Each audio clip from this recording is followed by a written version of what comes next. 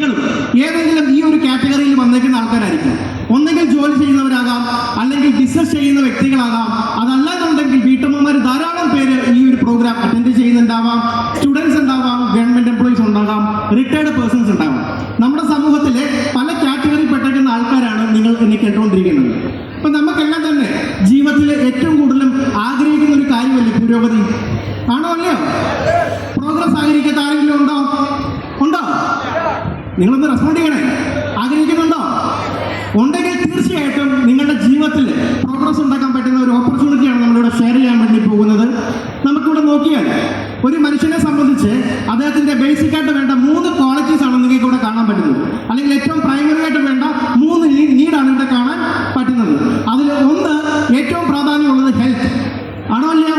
നമ്മുടെ ആരോഗ്യത്തിന് പ്രാധാന്യം കൊടുക്കോ ഇല്ലയോ? Yes or no? യെസ്, ഹെൽത്തിന് വലിയ ഇമ്പോർട്ടൻസ് ഉണ്ട്. അതുപോലെ തന്നെ നമുക്ക് രണ്ടാമത് ഏറ്റവും കൂടുതൽ പ്രാധാന്യം വരുന്ന കാര്യമാണ് എന്താണ്? വെൽത്ത്. അതുപോലെ തന്നെ ഏറ്റവും ബേസിക് ആയിട്ട് നീഡാണ് നമ്മുടെ ഫ്രീഡം.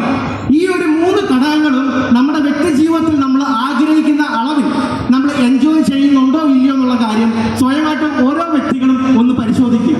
നിങ്ങളുടെ മനസ്സിൽ നിങ്ങൾ തന്നെ ഒന്ന് ചോദിച്ചാൽ നിങ്ങൾക്ക് പിടുത്തം കിട്ടും.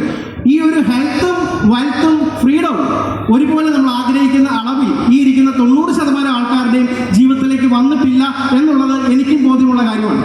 അങ്ങനെ ഇരിക്കെ നമ്മൾ ജീവിതത്തിൽ ഹെൽത്തും വെൽത്തും ഫ്രീഡവും അറ്റ് എ ടൈമിൽ ആഗ്രഹിക്കുന്ന ലെവലിൽ നമുക്ക് നേടാൻ പറ്റും ഈ ഒരു ഓപ്പർച്യൂണിറ്റി പ്രസന്റേഷൻ കൊണ്ട് എനിക്ക് 100% വിശ്വാസമുണ്ട്.